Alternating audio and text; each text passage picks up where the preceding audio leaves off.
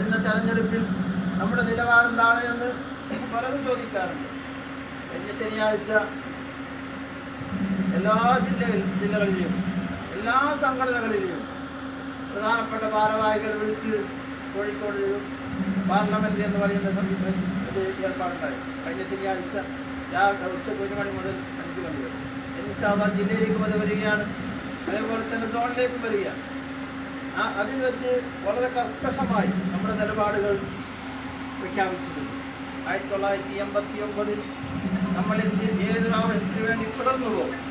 ആ സമയത്ത് ആരാണോ നമ്മളെ സഹായിച്ചത്, ഇന്ന് വരെയും നമ്മളെ സഹായിച്ചുകൊണ്ടിരിക്കുന്നത് ആരാണോ, അതേ പാതയിൽ തന്നെ അടിയുറച്ച് മുന്നോട്ട് പോകാനാണ് നമ്മളോട് കൽപ്പിച്ചത്.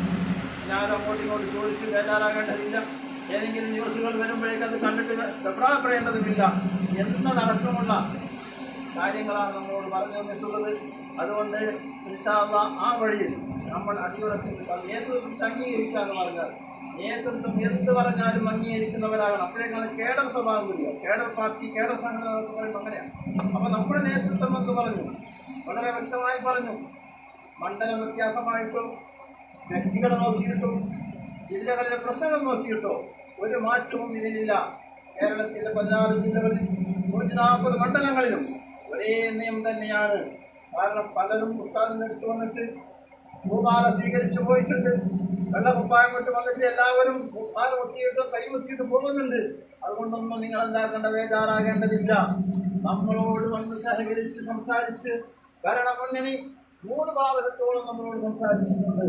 നമ്മൾ മുന്നോട്ട് വെച്ച കാര്യങ്ങൾ പലതും അവർ അംഗീകരിച്ചിട്ടുണ്ട്. ഈ അടുത്ത് ജില്ലയിലെ യുനാനി കോളേജിലേക്ക് എയ്ഡഡ് നൽകിയിട്ടുണ്ട്.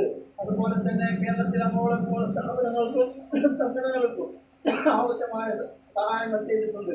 അതൊന്നും നമുക്ക് മറക്കാൻ കഴിയില്ല. അതുകൊണ്ട് ആ വഴിയിൽ നമ്മൾ ഗൂഢമൂലമായി നിന്നുകൊണ്ട് സഹായിക്കണം, സഹകരിക്കണം എന്ന് പറഞ്ഞുകൊണ്ട് നമ്മളെ ഓർമ്മപ്പെടുത്തിയിട്ടുണ്ട് എന്നതുകൂടി അറിയിച്ചുകൊണ്ട് നമ്മളെല്ലാവരും ഈ പരിപാടി ഇരുന്നുകൊണ്ട് പുതിയ കമ്മിറ്റിയെ തിരഞ്ഞെടുക്കണം. 3 വർഷത്തേക്ക് ശക്തമായ ഒരു കമ്മിറ്റി നമുക്ക് നിലവിൽ വരണം. അതിനൊക്കെ എല്ലാവരും സഹകരിക്കണം.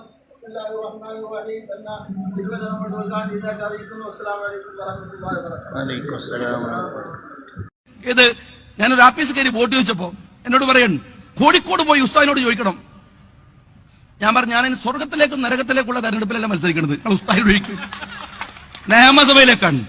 എന്റെ മണ്ഡലത്തിലെ ഏത് കൊള്ളരുതാത്തവന്റെ അടുത്ത് പോകും, വലിയ കൊള്ളുന്നതിന്റെ അടുത്ത് പോകും. അതിനപ്പുറത്ത് പോയിട്ട് അനുഗ്രഹം വാങ്ങി വരാൻ ഞാൻ നിങ്ങളെപ്പോലുള്ള ഭ്രാന്തന്മാരുടെ കൂട്ടത്തിലല്ല എന്ന് പറഞ്ഞിട്ടാണ് ഇറങ്ങിപ്പോകുന്നത്. ഞങ്ങൾ